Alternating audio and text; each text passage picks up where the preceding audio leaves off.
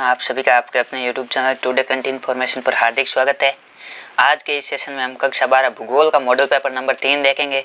हमने model paper 1 और model paper 2 है वो पिछली क्लास में देखे थे, जो आप इसी चैनल पर प्ले लिस्ट में जाकर वो देख सकते हो। चलिए आज का सेशन शुरू करते हैं। इसमें आपके जो पहला खंड है वो MCQ प्रश्नों से संबंधित होगा और इसमें प्रत्येक प्रश्न है वो आधे नंबर का होगा। इसमें आपके 4 विकल्प दिए होंगे, उनमें से आपको एक पर सही टिक करना है। इसमें सबसे पहला है, किस भूगोलवेत्ता ने मानव भूगोल की परिभाषा में संबंधों की गत्यात्मकता पर जोर दिया। जो आपके एलन सी सैंपल है उसने मानव भूगोल की परिभाषा में जो संबंधों की गत्यात्मकता यानी कि संबंध गत्यात्मक है उन पर बल दिया। इसमें आपके ऑप्शन ए है वो सही होगा। उसके बाद आपके दूसरा प्रश्न है, मानव भूगोल मानव समाज और धरातल के बीच संबंधों का संश्लेषित अध्ययन है। मानव भूगोल की ये परिभाषा किसने दी? ये मानव भूगोल की परिभाषा आपके फ्रेडरिक रेटजेल ने दी। इसमें आपके ऑप्शन है वो सही। इसमें आपको वर्ड पकड़ना है संश्लेषित अध्ययन। मानव भूगोल मानव समाज और धरातल के बीच संबंधों का संश्लेषित अध्ययन है, ये परिभाषा है वो फ्रेडरिक रेटजेल ने दी, इसलिए इसमें आपके ऑप्शन है वो सही होगा। आगे तीसरा प्रश्न है, प्रवास का प्रतिकर्ष कारक कौन सा है? प्रतिकर्ष कारक यानी कि कोई नकारात्मक कारक जिसके कारण है वो प्रवास होता है। इसमें आपके नकारात्मक कारक है वो है बेरोजगारी। इसमें आपके ऑप्शन दे है वो सही होगा। प्रवास के आपके दो कारक होता है, एक होता है अपकर्ष कारक और एक प्रतिकर्ष कारक। अपकर्ष कारक यानी कि जो सकारात्मक कारक है, जैसे कि बेहतर अवसर है, रोजगार के स्थायित्व है, अनुकूल जलवायु है, ये प्रवास के अपकर्ष कारक है। और जो बेरोजगारी है, अशांति है, युद्ध है, दंगे है, ये प्रवास के प्रतिकर्ष कारक है। इसलिए आपको इन दोनों को विशेष रूप से ध्यान में रखना है। इससे आपके परीक्षा में प्रश्न है वो जरूर पूछा जाएगा, प्रवास के अपकर्ष और प्रतिकर्ष कारकों से संबंधित। उसके बाद चौथा प्रश्न है, निम्नलिखित में से किस महाद्वीप में वो जनसंख्या सर्वाधिक है? आपके जो एशिया महाद्वीप है उसमें जनसंख्या वो सर्वाधिक है। विश्व के जो सर्वाधिक देश जनसंख्या वाले देश है उनमें से 6 देश है वो एशिया में ही स्थित है, इसलिए इसमें आपके ऑप्शन बी है वो सही होगा। उसके बाद पांचवा प्रश्न है, निम्नलिखित में से किस उपगम का संबंध है वो प्रोफेसर अमर्त्य सेन से? प्रोफेसर अमर्त्य सेन से संबंधित जो उपगम है वो है समता उपगम। इसमें आपके ऑप्शन ए है वो सही है। उसके बाद छठा प्रश्न है, निम्नलिखित में से किस प्रकार की सब्जी में खट्टे रसदार फलों की कृषि की जाती है? जो आपके भूमध्य सागरीय कृषि उसमें खट्टे रसदार फलों की कृषि की जाती है। इसमें मुख्य रूप से वो अंगूर की कृषि कहा जाता है, इसलिए भूमध्य सागरीय कृषि उसको अंगूर प्रधान कृषि भी कहा जाता है। इसमें आपके ऑप्शन बी है वो सही है। उसके बाद सातवां प्रश्न है, फल संस्करण एवं मिष्टान है। फल संस्करण और मिष्टान है वो आपके भोजन प्रसंस्करण उद्योग से संबंधित है। इसमें आपके ऑप्शन बी है वो सही है। उसके बाद आठवां प्रश्न है, चतुर्थ क्रियाकलाप है यानी कि जो चौथा क्रियाकलाप है चतुर्थ सेक्टर का कौन सा क्रियाकलाप? इसमें आपके सूचना का संग्रहण भी है, उत्पादन और प्रकीर्णन है और अनुसंधान है, विकास है। इस प्रकार आपके ये तीनों ही, इसमें आपके ऑप्शन दे है वो सही है। जो चतुर्थ क्रियाकलाप है उसमें मुख्य रूप से जो टेक्नोलॉजी संबंधित नई नई खोज है, अनुसंधान है, विकास है, वैज्ञानिक खोज है, कोई सूचना संग्रहण है, कंप्यूटर है, ये आपके चतुर्थ क्रियाकलाप से संबंधित है। उसके बाद आपके 9वां प्रश्न है, विश्व का सर्वाधिक विस्तृत रेल तंत्र है। विश्व का सर्वाधिक विस्तृत रेल तंत्र है वो उत्तरी अमेरिका महाद्वीप में। इसमें आपके ऑप्शन ए है वो सही होगा।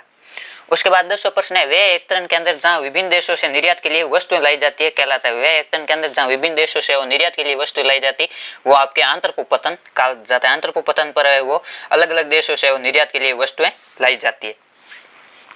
उसके बाद 11वां प्रश्न है, जिन देशों में कृषक केवल सब्जियां पैदा करते हैं वे कृषि क्या कहलाती है? जिन देशों में कृषक केवल सब्जियां पैदा करते हैं वे आपके ट्रक कृषि कहलाती है। इसमें आपको विशेष रूप से ध्यान में रखना है, यह आपके अति महत्वपूर्ण प्रश्न है, ये परीक्षा में पूछा जा सकता है। इस मॉडल पेपर में जितने भी प्रश्न है उनमें से आपके 50% प्रश्न है वो परीक्षा में आपको हूबहू मिलेंगे। उसके बाद आपके 12वां प्रश्न है, निम्नलिखित में से सर्वाधिक जनघनत्व वाला राज्य है। सर्वाधिक जनघनत्व वाला आपके राज्य है वो है बिहार। इसमें आपके ऑप्शन ए है वो सही। और सबसे न्यूनतम जनघनत्व वाला राज्य है वो आपके है अरुणाचल प्रदेश, जिसका जनघनत्व है 17 व्यक्ति प्रति वर्ग किलोमीटर। और आपके राजस्थान के जैसलमेर जिले का भी 17 व्यक्ति प्रति वर्ग किलोमीटर है। और सर्वाधिक जो भारत में जनघनत्व है वो है बिहार का। इसमें आपके ऑप्शन ए है वो सही है। उसके बाद 13वां प्रश्न है, नगला क्या है? नगला आपके पल्ली बस्तियों का स्थानीय नाम है। इसमें आपके ऑप्शन सही है। ये आपको नगला का विशेष रूप से ध्यान में रखना है कि नगला जो पल्ली बस्तियां, पल्ली नामक ग्रामीण बस्तियां होती है उनका स्थानीय नाम है। उसके बाद आपके 14 प्रश्न है, भारतीय रेल की स्थापना कब हुई? भारतीय रेल की स्थापना वो 1853 में हुई थी। उसके बाद 15वां प्रश्न है, निर्यात की तुलना में आयात का मूल्य अधिक होना क्या कहलाता है? निर्यात की तुलना में जब आयात का मूल्य अधिक होता है तो उसे व्यापार घाटा कहा जाता है। इसमें आपके ऑप्शन ए है वो सही, यानी कि हम किसी दूसरे देश को वस्तु 50 रुपए की भेज रहे हैं और उसे 100 रुपए की वस्तु मंगा रहे हैं तो हमारे देश का जो व्यापार है उसमें घाटा होगा। या जिस प्रकार कोई एक वस्तु है, दोनों समान है, भारत कोई वस्तु भेज रहा है और अमेरिका से कोई वस्तु खरीद रहा है, भारत की वस्तु की मूल्य है वो 50 रुपए है जबकि अमेरिका की वस्तु का मूल्य है वो 100 रुपए है, तो इसे व्यापार का घाटा कहा जाता है, यानी कि वस्तुएं दोनों सेम में समान मात्रा है लेकिन जो मूल्यों में परिवर्तन है, आयात का मूल्य अधिक है तो व्यापार घाटा होगा और निर्यात का तो व्यापार घाटा संतुलन होगा, और आयात अगर यदि निर्यात का अधिक है तो आपके व्यापार में लाभ होगा। उसके बाद आपके 16 प्रश्न है, कौन सा प्रदूषण स्थान विशिष्ट होता है? जो आपके ध्वनि प्रदूषण है वो स्थान विशिष्ट होता है, यानी कि जहाँ ध्वनि के स्रोत है वहीं तक सीमित होता है, ये पूरे क्षेत्र में नहीं होता। बाकी आपके जल प्रदूषण है वो जल के सभी स्रोतों में होता है, वायु है प्रत्येक जगह होता है, और महासागर है वो महासागर में होता है। जबकि ध्वनि प्रदूषण है वो स्थान विशिष्ट होता है और जहाँ पर ध्वनि उत्पन्न होती है वहीं होता है। उसके बाद आपके 17 प्रश्न है, सिलिकॉन घाटी स्थित है। सिलिकॉन घाटी है वो कहाँ स्थित है? सिलिकॉन घाटी आपके सैन फ्रांसिस्को के समीप स्थित है। इसमें आपके ऑप्शन सी है वो सही है। उसके बाद आपके 18 प्रश्न है, किस राज्य में सर्वाधिक नगरीय जनसंख्या प्रतिशत पाया जाता है? सर्वाधिक जो शहरों में रहने वाली जनसंख्या है वो आपके है गोवा में। इसमें आपके ऑप्शन डी है वो सही है। इस प्रकार आपके 1 से 18 तक है वो एमसीक्यू प्रश्न पूछे जाएंगे और प्रत्येक प्रश्न है वो आधे नंबर का होगा, और ये आपके 9 नंबर का है वो एबीसीडी के प्रश्न रहने वाले हैं जो आपके पाठ्य पुस्तक से पूछे जाएंगे, और ये अधिकतर है वो समझ आधारित या तथ्य आधारित होते हैं। उसके बाद आपका दूसरा प्रश्न है वो रिक्त स्थान से संबंधित है, और इसमें भी आपके 10 रिक्त स्थान पूछे जाएंगे और प्रत्येक रिक्त स्थान है वो आधे नंबर का होगा। इसमें पहला है, जर्मन भूगोलवेत्ता राज्य या देश का वर्णन है वो किसके रूप में करते हैं? तो जर्मन भूगोलवेत्ता है वो राज्य या देश का वर्णन है वो जीवित जीव के रूप में करते हैं। इसमें आपके सही उत्तर होगा जीवित जीव। उसके बाद दूसरा है, इमर्सन के अनुसार संवर्गनीय वर्ण किसी भी देश के निवासी उसके वास्तविक खाल जगह होता है। इमर्सन के अनुसार संवर्गनीय किसी देश के निवासी है उसके वास्तविक धन होता है। ये आपको विशेष रूप से ध्यान में रखना है कि किसने कहा संवर्गनीय वर्ण किसी देश के निवासी उसके वास्तविक धन होता है, ये आपके इमर्सन ने कहा है, आपको इसको विशेष रूप से ध्यान में रखना है। उसके बाद तीसरा विकास का अर्थ खालजगा परिवर्तन है जो मूल्य सापेक्ष होता है। विकास का अर्थ है वो गुणात्मक परिवर्तन है और ये मूल्य सापेक्ष होता है, जबकि वृद्धि है उसका वृद्धि है वो मात्रात्मक परिवर्तन होती है और उसका मूल्य है वो निरपेक्ष होता है। इसलिए आपको विकास और वृद्धि के अंतर में विशेष रूप से ध्यान में रखना है। ये आपकी परीक्षा में पूछा जा सकता है कि वृद्धि और विकास में कोई एक या दो अंतर बताइए। उसके बाद चौथी खालजगा, मानव विकास की अवधारणा का प्रतिपादन खालजगा के द्वारा किए गए। मानव अवधारणा का प्रतिपादन है वो डॉक्टर महबूब उल हक ने किया। इसमें आपके सही उत्तर होगा डॉक्टर महबूब उल हक। उसके बाद पांचवा, उत्पादन के लिए मशीनों का प्रयोग करना क्या कहलाता है? उत्पादन के लिए मशीनों का प्रयोग करना है वो यंत्रीकरण कहलाता है। इसमें आपके सही उत्तर होगा यंत्रीकरण। उसके बाद आपके छठा प्रश्न है, व्यापार का आरंभिक स्वरूप खालजगा व्यवस्था था। व्यापार का आरंभिक स्वरूप है वो वस्तु विनिमय, यानी कि वस्तु विनिमय या विनिमय व्यवस्था था। ये आदान प्रदान व्यवस्था से संबंधित था। उसके बाद आपके सातों प्रश्न है, नगर आर्थिक वृद्धि के खालजगा के रूप में कार्य करते हैं। नगर व आर्थिक वृद्धि के नोड के रूप में कार्य करते हैं, यानी कि आर्थिक ये जो ग्रामीण क्षेत्रों से कच्चा माल इकट्ठा करते हैं और फिर वहीं पर नगरों में वस्तुओं का निर्माण होता है और फिर वही वस्तुएं वापस ग्रामीण क्षेत्रों में आपूर्ति के लिए भेजी जाती है। इस प्रकार है वो बीच में एक योजक कड़ी नोड के रूप में कार्य करते हैं। उसके बाद आपके 8वां प्रश्न है, गुच्छित ग्रामीण बस्ती घरों का एक खालजगा रूप से निर्मित क्षेत्र होता है। गुच्छित ग्रामीण बस्ती घरों के एक संयुक्त या संकुलित रूप से निर्मित क्षेत्र होता है। ये आपको विशेष रूप से ध्यान में रखना है। ये जितनी भी ग्रामीण बस्तियां उनके प्रकार आपको विशेष रूप से ध्यान में रखना है। ये आपके परीक्षा में पूछे जा सकते हैं। उसके बाद 9वां प्रश्न है, नगरीय बस्तियां सामान्यतः संयुक्त और खालजगा आकार की होती है। नगरीय बस्तियां सामान्यतः संयुक्त और विशाल आकार की होती है। उसके बाद 10वां, खालजगा एक प्राकृतिक और देश का सबसे बड़ा पतन है। देश का सबसे बड़ा और प्राकृतिक पतन है वो है आपके मुंबई। आपको इसको विशेष रूप से ध्यान में रखना है। ये आपसे पूछा जा सकता है कि देश का सबसे बड़ा पतन कौन सा है या देश का प्राकृतिक और सबसे बड़ा पतन कौन सा है। उसके बाद आपका जो तीसरा प्रश्न है वो अति लघुत्मक प्रश्न है और इसमें भी आपके एक एक नंबर के 9 प्रश्न पूछे जाएंगे और ये प्रत्येक प्रश्न है वो 1 नंबर का होगा। इसमें सबसे पहला है, अशोधित मृत्यु दर ज्ञात करने का सूत्र ज्ञात कीजिए। आपको ये विशेष रूप से ध्यान में रखना है। अशोधित मृत्यु दर और अशोधित जन्म दर, जनसंख्या घनत्व और जनसंख्या की प्राकृतिक वृद्धि, इन आप सूत्रों को विशेष रूप से ध्यान में रखना है। इन चारों में से आपके कोई न कोई एक सूत्र है वो परीक्षा में जरूर पूछा जाएगा। अशोधित मृत्यु दर का आपके सूत्र होगा मृतकों की संख्या बटा कुल जनसंख्या इंटू 1000। इसमें आपके किसी वर्ष विशेष में मृतकों की संख्या सबसे ऊपर और उसके नीचे उस वर्ष की कुल जनसंख्या और गुणा में 1000। ये आपके अशोधित मृत्यु दर ज्ञात करने का सूत्र है।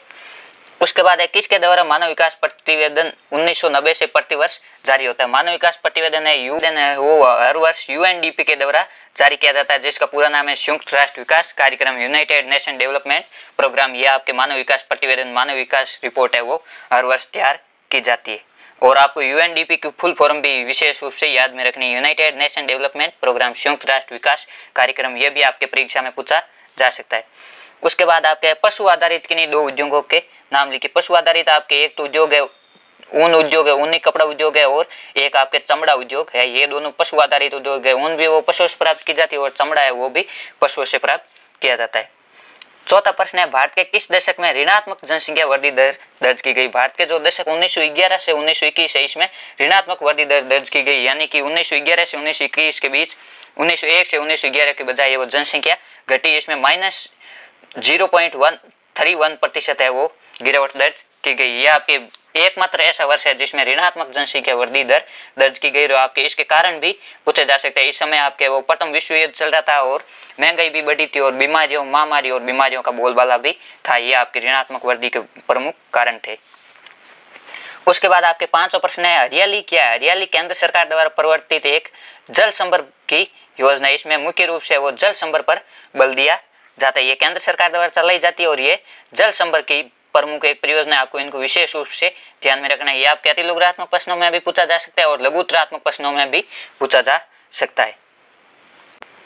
उसके बाद आपके छठा प्रश्न है, अंग्रेजों द्वारा विकसित किन्हीं दो पत्तनों के नाम लिखिए। अंग्रेज द्वारा विकसित कोई भी आपको दो पतन है वो बताना है। इसमें आपके मोस्ट है वो है मुंबई और कोलकाता। ये दोनों पतन है वो अंग्रेजों के द्वारा विकसित किए गए ताकि जो भारतीय माल है, भारतीय जो कच्चा माल है उनको है वो इंग्लैंड ले जाया जा सके। उसके बाद आपके सातवां प्रश्न है, वायु प्रदूषण के दो प्रमुख कारण कौन से? वायु प्रदूषण के दो प्रमुख कारण, एक तो आपके जो जीवाश्म ईंधन है उसका दहन है और विभिन्न स्रोतों से जो औद्योगिक इकाइयों से निकलने वाला धुआं है, ये दो वायु प्रदूषण के महत्वपूर्ण कारण है। उसके बाद आठवां प्रश्न है, धातु उद्योग से क्या आशय? धातु उद्योग वह उद्योग होता है जिसमें आपके कच्चे माल के रूप में वो धातु का प्रयोग किया जाता है। जैसे कि आपके एल्यूमिनियम उद्योग है, इसमें कच्चे माल के रूप में धातु का प्रयोग किया जाता है, इसलिए ये एक धातु उद्योग है। नौवां प्रश्न है, कृषि जनसंख्या में किसको सम्मिलित किया जाता है? कृषि जनसंख्या में जो कृषक है उसके परिवार के सदस्य है उनको भी शामिल किया जाता है। इसमें आपके ये उत्तर रहे सभी के कृषि जनसंख्या में वो कृषक है, कृषि के मजदूर है और कृषि मजदूरों के परिवार के सदस्यों को भी शामिल किया जाता है। ये आपके पूरे अतिलघुत्तरात्मक प्रश्न है वो 9 पूछे जाएंगे और प्रत्येक प्रश्न है वो 1 नंबर का होगा और ये आपके जो महत्वपूर्ण 9 प्रश्न है वो इस प्रकार है। उसके बाद आपका जो खंड 2 है वो लघुत्तरात्मक प्रश्नों से संबंधित है और इसमें आपके प्रत्येक प्रश्न है वो 1.5 नंबर का रहने वाला है और उत्तर आपको इनको 40 से 50 वर्डों में यानी कि 3 से 4 लाइनों में वो देना है। इसमें चौथा प्रश्न है, सामाजिक भूगोल की उप शाखाओं के नाम लिखिए। ये आपके जितने भी भूगोल की शाखाएं उनकी आपको प्रमुख उप शाखाओं के नाम है वो विशेष रूप से याद होने चाहिए। या आपसे भूगोल की जो परिभाषा है वो भी पूछा जा सकता है और ये आपके सामाजिक भूगोल की प्रमुख उप शाखाएं या उप क्षेत्र वो निम्नलिखित है। पहला व्यवहारवादी भूगोल, दूसरा सामाजिक कल्याण का भूगोल, तीसरा अवकाश का भूगोल, चौथा सांस्कृतिक भूगोल, पांचवा लिंग भूगोल, छठा ऐतिहासिक भूगोल और सातवां चिकित्सा भूगोल। ये आपके ऐसे एबीसीडी में भी पूछा जा सकता है कि सांस्कृतिक भूगोल है वो किस भूगोल का उप क्षेत्र है, ये आपको विशेष रूप से ध्यान में रखना है।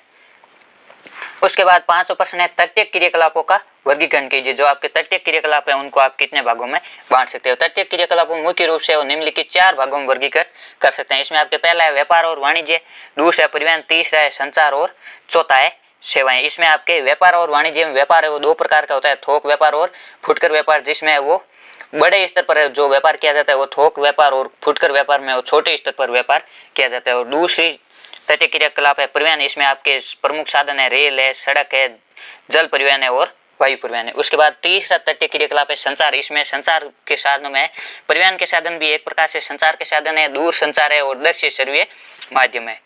और चौथा तटीय माध्यम है वो है सेवाएं। सेवाएं में आपके मौद्रिक है, बैंकिंग है, बीमा है, अचल संपदा है और व्यक्तिगत और व्यावसायिक सेवाएं, ये सभी आपके तटीय क्षेत्र के क्रियाकलाप है।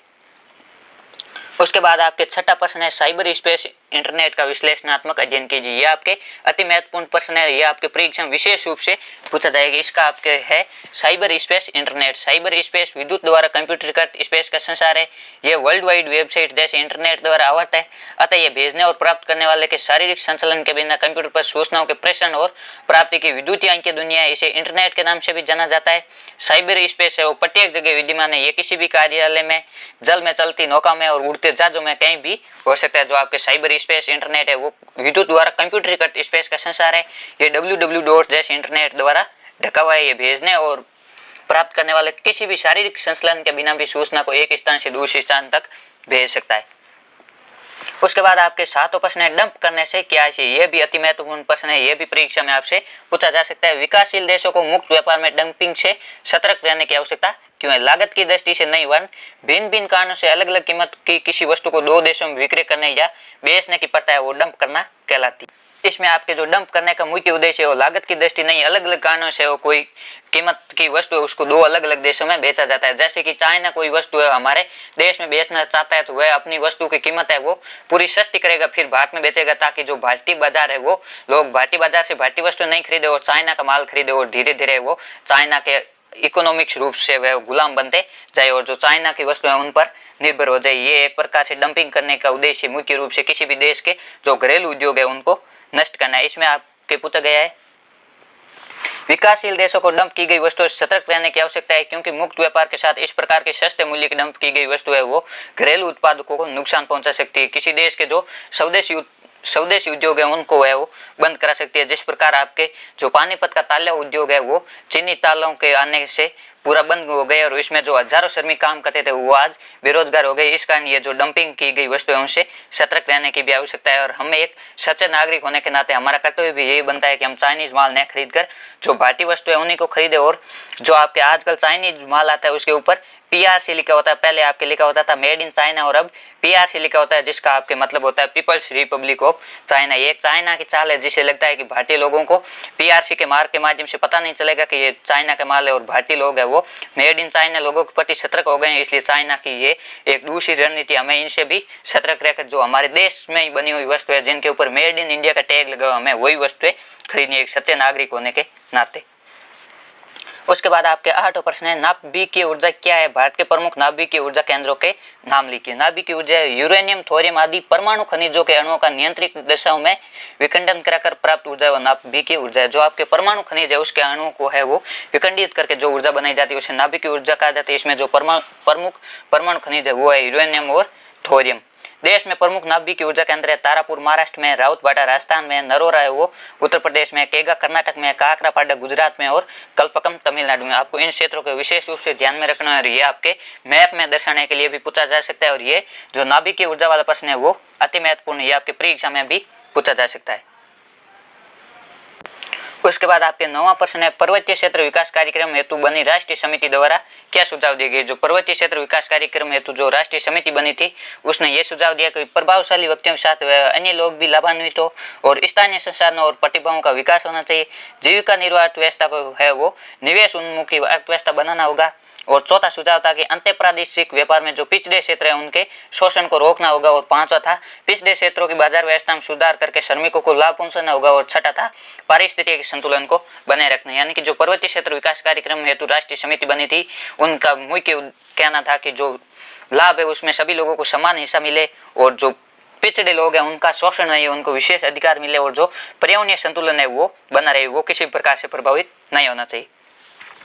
उसके बाद आपके 10वां प्रश्न है भारत में स्थित तेल एवं गैस लाइन पाइपलाइन के विषय में लिखिए। तेल एवं गैस पाइपलाइन है गैस एवं तरल पदार्थों की लंबी दूरी तक परिवहन हेतु अत्यधिक सुविधाजनक और सक्षम परिवहन प्रणाली है। इनके द्वारा ठोस पदार्थों को भी घोल या गारा में बदलकर परिवर्तित किया जा सकता है। वर्तमान में देश में स्थित महत्वपूर्ण पाइपलाइन है निम्नलिखित है। ये तेल और गैस पाइपलाइन है। पाइपलाइन गैस और तरल पदार्थों की लंबी दूरी परिवहन हेतु सुविधाजनक और सक्षम परिवहन प्रणाली है। इसके द्वारा है वो ठोस पदार्थों को भी घोल बनाकर है वो परिवहन किया जा सकता है। इससे आपके यह भी पूछा जा सकता है कि तेल और गैस पाइपलाइन की जो पाइपलाइन की प्रणाली उसके लाभ क्या और उसकी हानियां क्या। इसके मुख्य रूप से लाभ यह है कि इसमें किसी भी वस्तु किसी भी स्थान तक सुविधा से परिवहन किया जा सकता है और ये आपके सक्षम है। इसकी हानियां है ये इसमें की आरंभिक लागत है वो बहुत अधिक है और इसमें सुरक्षात्मक उपायों हेतु भी अधिक खर्च होता है। इसमें एक केवल है वो द्रव्य और गैसीय पदार्थों को ही परिवहन किया जा सकता है, ठोस पदार्थों को नहीं किया जा सकता है। इस प्रकार आपकी जो पाइपलाइन है उसकी आपको हानियां और लाभ के बारे में भी विशेष रूप से ध्यान में रखना है, ये भी आपकी परीक्षा में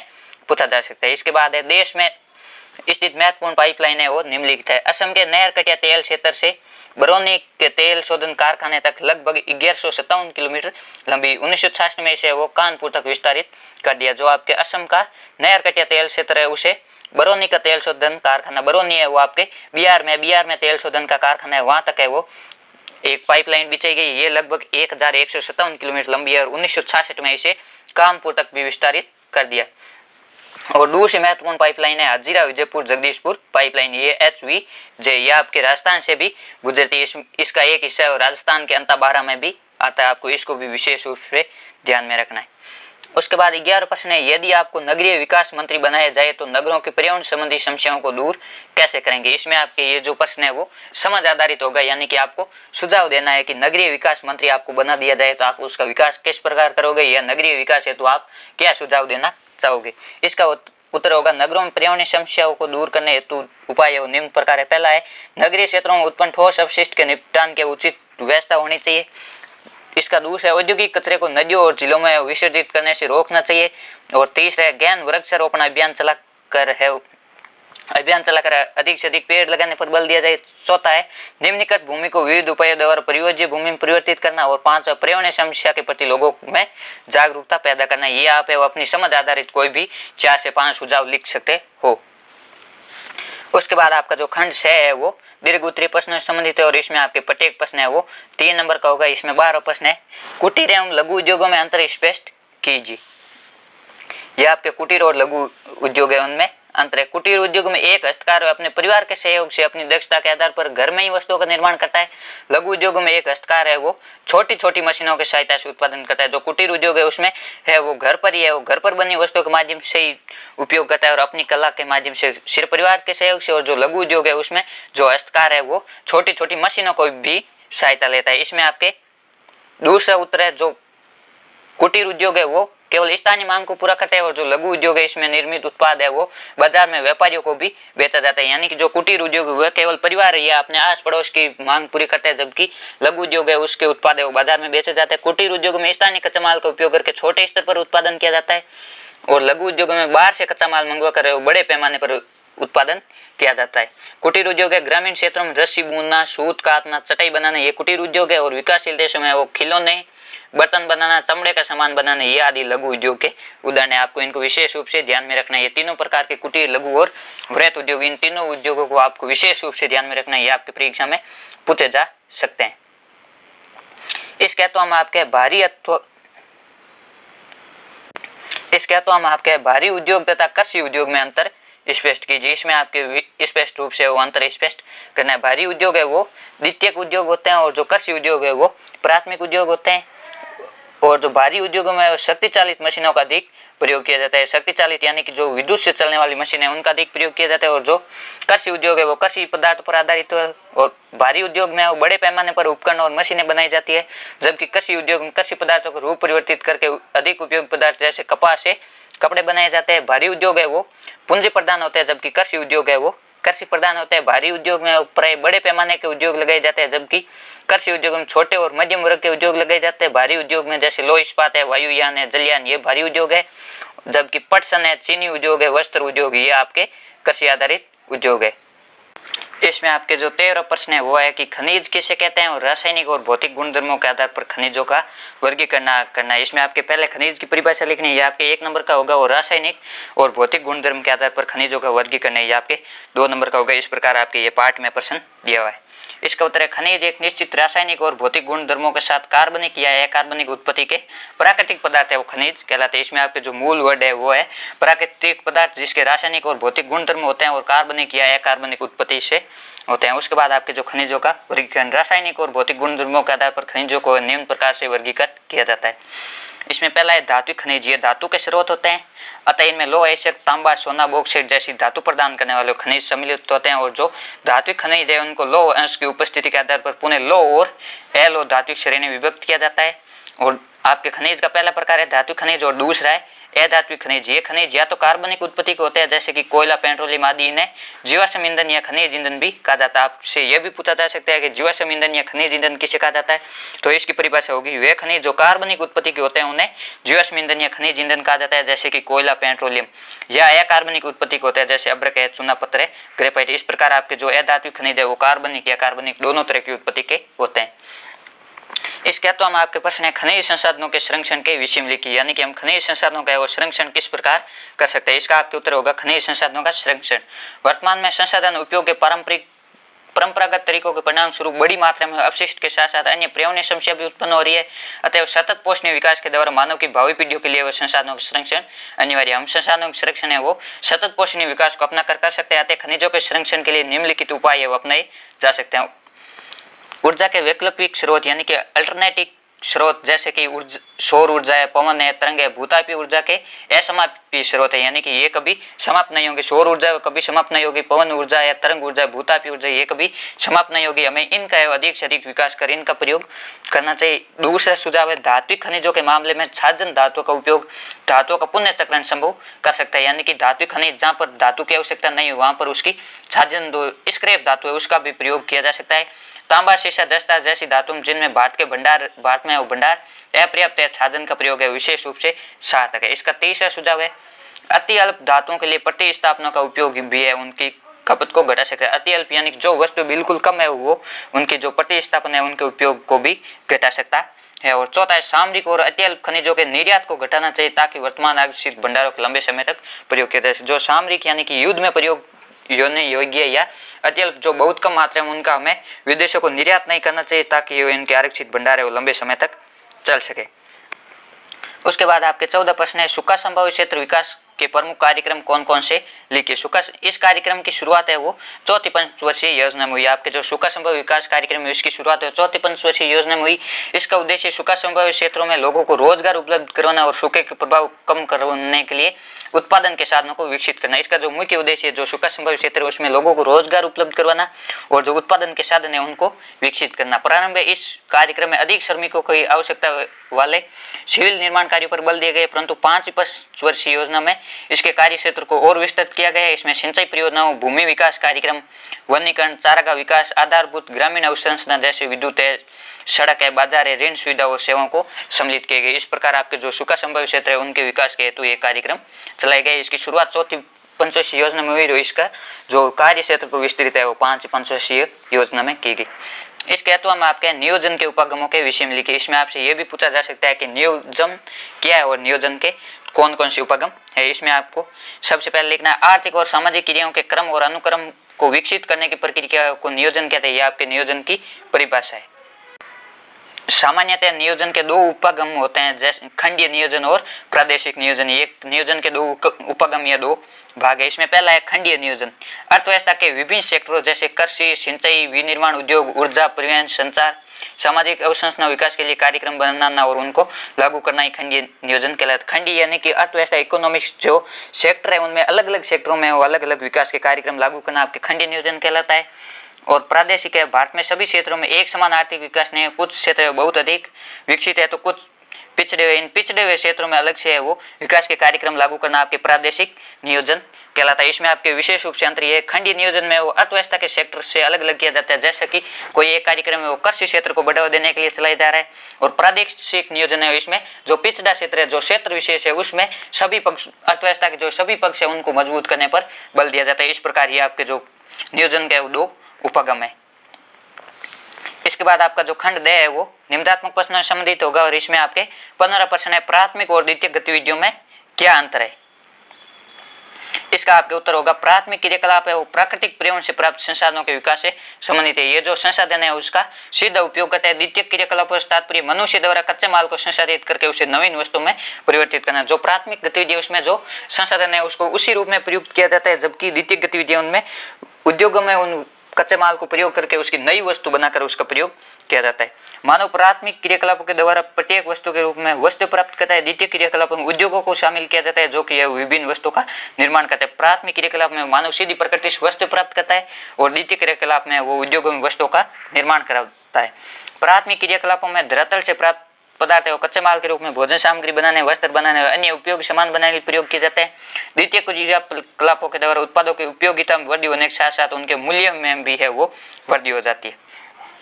चौथा है आकेट, संग्रहण, पशुचारण, खनन, मछली पकड़ना, लकड़ी काटना, कृषि, ये आदि आपके प्राथमिक क्रियाकलाप है। विनिर्माण उद्योग है, डेयरी उद्योग है, कुटीर उद्योग, ये सभी क्रियाएं हैं वो द्वितीय क्रियाकलाप है। ये इन दोनों के उदाहरण है।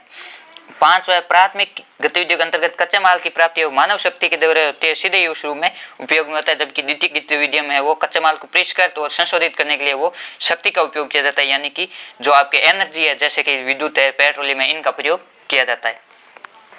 उसके बाद छठा अंतर है प्राथमिक गतिविधि एक मानव और उसके परिवार और सहयोगी व्यक्तियों द्वारा संपन्न की जाती है। इसमें प्राथमिक गतिविधियों में पूंजी की आवश्यकता नहीं होती। द्वितीय गतिविधियों में उत्पादन के लिए अत्यधिक पूंजी की आवश्यकता होती है और बड़े बड़े कारखाने और मनुष्य के रूप में श्रमिकों की आवश्यकता होती है। सातवां, प्राथमिक गतिविधियों के द्वारा उत्पादित की गई वस्तुओं का उपयोग एवं अल्प समय के लिए किया जा सकता है। इनका उपयोग उसी क्षेत्र विशेष में किया जाता है। जो प्राथमिक क्षेत्र में वस्तु उत्पादित होती है उनका उपयोग कम समय के लिए किया जा सकता है और उसी क्षेत्र विशेष में किया जा सकता है, जबकि जो द्वितीयक गतिविधि उत्पादित वस्तुओं का उपयोग अधिक समय तक किया जा सकता है और दूसरे स्थानों पर भी किया जा सकता है। यह आपके जो प्राथमिक और द्वितीयक गतिविधियां उनमें महत्वपूर्ण रूप से अंतर है। इसमें आपके अर्थों में अधिकतर देशों में उच्च प्रौद्योगिकी उद्योग प्रमुख महानगरों के परिधि क्षेत्रों में क्यों विकसित हो रहे हैं। जो अधिकतर देश है वो उनमें हाई टेक्नोलॉजी के उद्योग है वो महानगर यानी बड़े शहर है उनके आसपास के एरिया में क्यों विकसित हो रहे हैं, इसके क्या कारण है। इसका आपके उत्तर होगा विश्व के अधिकतर देशों में उच्च प्रौद्योगिकी उद्योग प्रमुख महानगरों की परिधि क्षेत्र में विकसित होने के प्रमुख कारण निम्नलिखित है। स्वच्छंद उद्योग की प्रवृत्ति उद्देश्य आधारित औद्योगिक क्षेत्र अथवा प्रौद्योगिक पार्कों के रूप में कस्बों और नगरों की सीमाओं पर स्थापित होने की होती है। इस प्रकार का औद्योगिक स्वरूप लंदन और टोक्यो में देखा जा सकता है। ये स्थान नगर के आंतरिक भागों की तुलना में अनेक प्रकार के लाभ प्रदान करते हैं। नगरों और महानगरों के सीमांत क्षेत्र में उपलब्ध विस्तृत भूमि पर एक मंजिली कारखानों को स्थापित किया जा सकता है और भविष्य में इसके विस्तार के लिए स्थान प्राप्त हो सकते हैं। यानी कि जो महानगर से बाहर का क्षेत्र, नगर और महानगर के बीच का क्षेत्र है, इनके बॉर्डर का एरिया है, वहां पर है अधिक भूमि मिल जाती है और आगे भी यदि कारखाना बढ़ाना चाहिए या एक मंजिला कारखाना भी लगाना चाहिए तो लगा सकते हैं। इसका तीसरा कारण है नगरों की बाह्य सीमाओं पर है भूमि का मूल्य कम होता है। यहाँ आपके जो भूमि का दर है वो भी कम होती है। बाह्य परिधि क्षेत्रों में यातायात मार्गों को पर्याप्त विकास मिलता है और महानगर के आंतरिक भागों से ये परिधि क्षेत्र है उत्तम सड़क मार्ग द्वारा जुड़े होते हैं। जो बाह्य परिधि क्षेत्र है वहाँ यातायात मार्गों का विकास होता है, ये उत्तम सड़क मार्ग द्वारा जुड़े होते हैं। इसका पांचवा कारण बाह्य नगर परिधि पर प्रदूषण रहित पर्यावरण और हरित क्षेत्र के अतिरिक्त लाभ प्राप्त होता है। यहाँ जो परिधि पर जो क्षेत्र है वो प्रदूषण से रहित पर्यावरण मिलता है और यहाँ हरा भरा क्षेत्र मिलता है। छठा है निकटवर्ती आवासीय क्षेत्रों से प्रतिदिन आने जाने वाले लोगों से श्रम की आपूर्ति हो जाती है जो कि सस्ता है। जो आपके महानगरों के परिधि के क्षेत्र है वहाँ पर आसपास के श्रमिक लोग मिल जाते हैं जिससे वो श्रमिकों का रहने खाने का जो खर्चा है वो भी कम होता है उसमें। साथ ही इस क्षेत्र में स्थापित उद्योगों के लिए महानगरीय बाजार की सुलभ उपलब्धता बनी रहती है। इस क्षेत्र में यदि उद्योग लगाए जाए तो जो महानगर का बाजार है वो भी सुलभ रूप से जुड़ जाता है। 8, कभी कभी सरकार द्वारा महानगर के सघन क्षेत्रों में उद्योगों की स्थापना पर प्रतिबंध लगा दिया जाता है। जब महानगर के परिधि क्षेत्र है उद्योगों की स्थापना के लिए महत्वपूर्ण आकर्षक स्थल बन जाते हैं। जब है वो कभी कभी सरकार के द्वारा जो मेगा सिटी है उनमें उसके अंदर है उद्योगों की स्थापना पर प्रतिबंध लगा दिया जाता है, तब उद्योग है वो महानगर के बॉर्डर पर लगाया जाता है। इस प्रकार ये आपके जो बड़े उद्योग है वो महानगर के परिधि क्षेत्र पर लगाने के ये 8 कारण हैं। उसके बाद आपके 16वां प्रश्न है वर्षा जल संग्रहण का अर्थ बताते हुए इससे होने वाला लाभ और संग्रहण की विभिन्न विधियों का वर्णन कीजिए। ये आपके अति महत्वपूर्ण प्रश्न है, ये आपके परीक्षा में पूछा जा सकता है। इसमें आपके उत्तर है वर्षा जल संग्रहण। ये एक कम मूल्य और परिस्थिति के अनुकूल विधि है, यानी कि इसके जो खर्चा है वो भी बिल्कुल कम होता है, ये पर्यावरण के अनुकूल है। इसके द्वारा पानी की प्रत्येक बूंद संरक्षित करने के लिए वर्षा के जल को नल कूपों, गड्ढों और कुओं में एकत्रित किया जाता है। वर्षा जल संग्रहण अनावश्यक बहते वर्षा के जल को रोककर इसे एकत्रित करने की विधि है जिससे इसका उपयोग है विभिन्न उद्देश्यों की पूर्ति हेतु किया जा सके। इसका बाद है आपके वर्षा जल संग्रहण के लाभ, यानी कि हम वर्षा का जल है वो स्टोर कर लेंगे तो हमें क्या क्या लाभ होंगे। इसमें पहला है वर्षा के जल को संग्रहित करके वो पानी की उपलब्धता को बढ़ाया जा सकता है, लगातार नीचे गिरते भूमिगत जल के स्तर को रोका जा सकता है और इससे फ्लोराइड और नाइट्रेट जैसे जो संदूषक है उनको कम करके मिश्रण है वो भूमिगत जल की गुणवत्ता को बढ़ाया जा सकता है। जो भूमिगत जल में उसमें फ्लोराइड और नाइट्रेट की मात्रा है उसमें जो है वो ताज़ा वर्षा का जल डाल के इनकी मात्रा कम की जा सकती है और मृदा अपरदन और बाढ़ को रोका जा सकता है। यदि हम वर्षा के जल को संग्रहित कर लेंगे तो मृदा का अपरदन भी कम होगा और बाढ़ आने की संभावना भी कम होगी। 5 है भूमिगत जल भर्तों का पुनः भरण में इसका उपयोग करके तटीय क्षेत्रों में है वो लवणीय जल के प्रवेश को रोका जा सकता है। 6 है नालियों को रोकने वाले सतही जल के प्रवाह को कम किया जा सकता है। 8 सड़कों पर व्यर्थ बहते जल को रोका जा सकता है। 8 ग्रीष्म ऋतु और सूखे के समय वो जल की घरेलू आवश्यकताओं की इसे पूर्ति की जा सकती है। 9 वर्षा जल का संग्रहण घरेलू उपयोग के लिए भूमिगत जल पर है वो समुदाय की निर्भरता को कम करता है। वर्षा जल का संग्रहण है वो घरेलू उपयोग के लिए किया जा सकता है। इस प्रकार जो भूमिगत जल है उन पर किसी भी समुदाय की निर्भरता कम हो जाती है। ये आपके वर्षा जल संग्रहण का वो बहुत ज़्यादा लाभ है। उसके बाद है वर्षा जल संग्रहण की प्रचलित विधियां। उपरोक्त के अतिरिक्त अन्य विभिन्न उद्देश्य पूर्ति देश में विभिन्न स्थानों पर विभिन्न समुदायों द्वारा प्राचीन काल से अनेक विधियों से वर्षा जल संग्रहण किया जा रहा है। उदाहरण स्वरूप ग्रामीण क्षेत्रों में परंपरागत रूप से वर्षा जल का संग्रहण है सत्य संचयन जलाशय जैसे झीलें, तालाब आदि में किया जाता है। राजस्थान में मूलतः घर अथवा गांव के पास या घर में वर्षा के जल को एकत्रित करने के लिए निर्मित वर्षा जल संग्रहण ढांचे कुंड या टांके कहलाते हैं, जो कि एक भूमिगत ढकी हुई टंकी होती है। ये आपको विशेष रूप से ध्यान में रखना है। जो कुंड या टांके है वो आपके राजस्थान पाए जाते हैं, ये ढकी हुई भूमिगत टंकी होती है।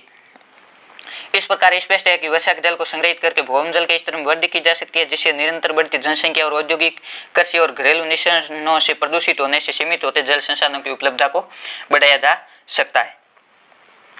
इसके अलावा हम आपके भारत में सिंचाई की आवश्यकता क्यों है, इसके आपके कारण बताने हैं। ये आपके 4 नंबर का प्रश्न है, तो आपको इसमें विस्तार से बताना है।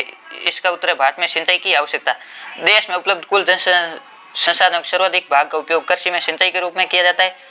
साधारणतः वर्षा की कमी या अभाव के कारण शुष्क मौसम में खेतों में फसलों को कृत्रिम ढंग से जलापूर्ति क्रिया वो सिंचाई कहलाती है। यानी कि वर्षा की कमी या अभाव के कारण जो सूखा मौसम होता है उसमें खेत में जो फसलें उनको कृत्रिम ढंग से वो जलापूर्ति क्रिया सिंचाई कहलाती है। चूंकि भारत का अधिकतर भाग उष्णकटिबंधीय और उपोष्णकटिबंधीय क्षेत्र में स्थित है, इसलिए यहाँ वाष्प उत्सर्जन की क्रिया भी बहुत अधिक होती है। यानी कि किसी भी फसल को पानी दिया जाता है तो वो वाष्प के रूप में बहुत जल्दी उड़ जाता है, जिसके कारण यहाँ सिंचाई के लिए जल की बहुत आवश्यकता है। इसके अतिरिक्त निम्नलिखित कारणों से देश में सिंचाई की आवश्यकता महसूस की जाती है। इसमें पहला है, देश में वर्षा की अनिश्चित और अनियमित प्रवृत्ति के कारण सिंचाई की आवश्यकता होती है। दूसरा है, भारत में वर्षा का वितरण बहुत असमान है, इस कारण कम वर्षा वाले क्षेत्रों में वो कृषि के लिए सिंचाई आवश्यक है। पहला है कि वर्षा अनिश्चित होती है और अनियमित होती है, कहीं नहीं होती, इस कारण सिंचाई की आवश्यकता होती है। और वर्षा के वितरण में बहुत असमान है, कुछ क्षेत्रों में बहुत अधिक होती है तो कुछ क्षेत्रों में वो नहीं के बराबर होती है, इस कारण भी सिंचाई आवश्यक है। तीसरा कारण, देश में वर्षा की प्रवृत्ति बहुत अधिक परिवर्तनशील भी है, इसलिए पर्याप्त वर्षा वाले क्षेत्रों में भी सिंचाई अनिवार्य है। चौथा है, कुछ फसलों जैसे चावल, गन्ना, जूट आदि को पानी की अधिक आवश्यकता होती है, इनके लिए वो सिंचाई आवश्यक है। पांचवा, देश का अधिकांश भाग 8 माह तक सूखा रहता है, अतः इस अवधि में कृषि करने की सिंचाई की आवश्यकता होती है। छठा है, असिंचित क्षेत्र की तुलना में सिंचित क्षेत्र के वो उत्पादकता भी अधिक होती है, इसलिए सिंचाई के द्वारा फसलों का उत्पादन और उत्पादकता बढ़ाई जा सकती है। सातवां, सिंचाई की उचित व्यवस्था कर बहुफसलीकरण की प्रक्रिया को भी बढ़ाया हुआ दिया जा सकता है। बहुफसलीकरण यानी विभिन्न प्रकार की फसलें उगाई जा सकती है और सभी मौसमों में वो फसलें उगाई जा सकती है। अतः स्पष्ट है कि देश में वर्षा के स्थानिक और सामयिक परिवर्तनशीलता के कारण सिंचाई की अधिक आवश्यकता है। उसके बाद आपका जो 17वां प्रश्न है वो विश्व के मानचित्र से संबंधित होगा। इसमें आपके हवाई पतन है वो पूछे गए हैं। इसमें आपके जो पाठ्य पुस्तक में जितने भी मैप दिए उन्हीं में से पूछे जाएंगे। इसमें आपके जो उच्च मानव विकास वाले 10 देश है या सर्वाधिक जनसंख्या वाले 10 देश है उनसे भी प्रश्न पूछा जा सकता है, या जो आपके परिवहन वाला पार्ट और कृषि वाला पार्ट है इसमें भी जितने भी मैप है उनसे पूछा जा सकता है। इसमें पहला है सिंगापुर, दूसरा है लंदन और तीसरा है मास्को, चौथा है शिकागो। ये आपके जो मास्को है वो रूस की राजधानी, ये यूरोप महाद्वीप में, जो रूस का अधिकतर भाग है वो एशिया महाद्वीप में है, जबकि जो रूस की राजधानी मास्को है वो यूरोप महाद्वीप में है, इसलिए आपको रूस है वो यूरोप महाद्वीप का भाग माना जाता है। और ये सिंगापुर है वो इंडिया से थोड़ा इधर नीचे यहाँ पर है, और लंदन है वो यहाँ इंग्लैंड में यूरोप महाद्वीप में, और शिकागो है वो उत्तरी अमेरिका में है, आपके संयुक्त राज्य अमेरिका में। इस प्रकार आपके ये 4 स्थान है और ये आपके 2 नंबर का होगा, यानी कि प्रत्येक स्थान है वो आधे नंबर का होगा। ये आपके जो जितने भी पाठ्य पुस्तक में ऐप है उन्हीं में से पूछा जाएगी। ये जो अधिकतर है वो परिवहन वाला पार्ट है उसी से ही पूछा जाता है। इसमें बंदरगाह, हवा पतन है, इनसे ही पूछा जाता है। इसके बाद आपका जो 18वां प्रश्न है वो भारत के मानचित्र से संबंधित होगा। इसमें पूछा गया है तेल शोधक कारखाना। इसमें भी आपके जो पाठ्य पुस्तक में जितने मैप आए उनसे ही पूछा जाएगा। इसमें पहला है जामनगर जो गुजरात में, दूसरा मथुरा जो आपके उत्तर प्रदेश में, और हल्दिया है वो पश्चिम बंगाल में। इसमें आपके जो मथुरा है वो उत्तर प्रदेश में, जामनगर गुजरात में, हल्दिया वो पश्चिम बंगाल में, और नागपट्टिनम है वो तमिलनाडु में। इस प्रकार आपके ये भारत का मैप पूछा जाता है। इस प्रकार ये आपके मॉडल पेपर के पूरे 18 प्रश्न है वो पूछे जाते हैं, और कक्षा 10 और कक्षा 12 के सभी मॉडल पेपर हल करवाए जाएंगे। और ये आपके भूगोल का 23वां मॉडल पेपर है। इससे पहले हम मॉडल पेपर 1 और मॉडल पेपर 2 है वो देख चुके हैं। और आप यदि हमारे चैनल पर नए हैं, चैनल को सब्सक्राइब करें, अपने दोस्तों के साथ भी शेयर करें ताकि उनको भी इन मॉडल पेपर का फायदा मिल सके। और इन मॉडल पेपर की PDF है वो आपके हमारे टेलीग्राम ग्रुप में मिल जाएगी, और टेलीग्राम ग्रुप का लिंक है इस वीडियो के डिस्क्रिप्शन दिए गए, आप वहाँ से टेलीग्राम ग्रुप ज्वाइन करके वो PDF प्राप्त कर सकते हैं। धन्यवाद। जय हिंद, जय भारत। मस्त रहे, अपनी पढ़ाई करते रहे।